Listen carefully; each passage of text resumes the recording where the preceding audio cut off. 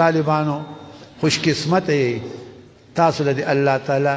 ګوره پیغمبر تاسو ته دعا کوي ملائکی تاسو ته دعا کوي مؤمنان تاسو ته دعا کوي هغه پریدا میان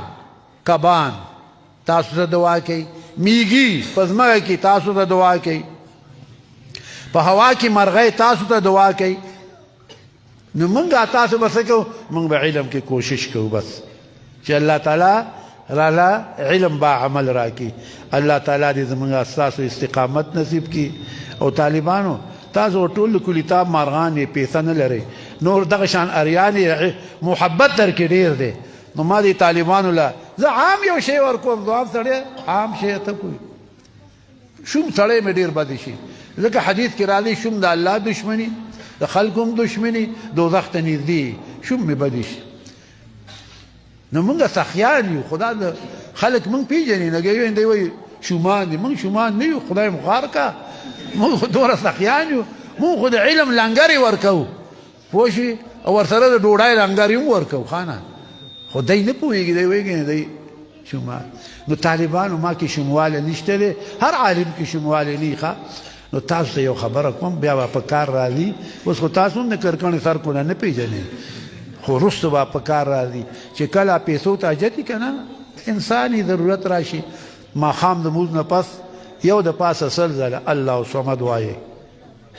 الله صمد الله صمد الله صمد یو د پاسه سل ځله دا وایي ما پې تجربه کړې ده لس پنځه شل ځله به مې ویلي تجربه مې پې کړې ده تاسو دپاره ښه نو بس دا وایي الله به ستاسو جیب نه خالي کوي ګزاره به دې کېږي د ته نور څه کې ته څه جیزونه اخلې ځان له خو بس ستا ګزاره کېږي بس سبق وایه علم ښیه او که ډېره جد دي که نه چې نه نه ښه حالت مې ښي نو بیا استغفر الله الذي لا اله الا هو الحي القيوم دا زور وایي ښه طالبان دې زور وایي هو الحي اللي که نه تاسو حیل وایي زور ځکه دا زوره فضله دی مال فضله دی نو تعالی به مال زل راځي ښه ته به نه پوهېږي مال به را رواني زه خو یو څو ځله وایم نو څوک را رواني وایم هغه دې را روان دی تاسو ته چل خیم وای خدای مو خواه نه که ځان کلک کوي ښه ځان کلک کوي دې کې خو قرآن کې خپله الله وایي تستغفروا ربكم انه كان غفارا يرسل السماء عليكم مدرارا ويمددكم باموال ګوره قرآن خپله ورته وایي الله وایي ويمددكم باموال امداد به وکړم د مالونو ستاسو مال بدله ډېروم وبنین زامن به دا خلک زامن غواړي استغفار وایه که نه سرکوزیه وبنین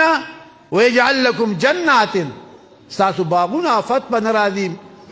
په باغونو فصلونو باندې ویجعل لکم انهارا اوبه به نه وچېږي دا شپږ فایدې دې آیات کې الله وایي بل آیات کې الله وایي ما كان الله معذبهم وهم يستغفرون نه د الله تعالی چې عذابوي دا خلک او دوی استغفار وایي تو طالبانو دویم استغفار ځان ته روایي ښه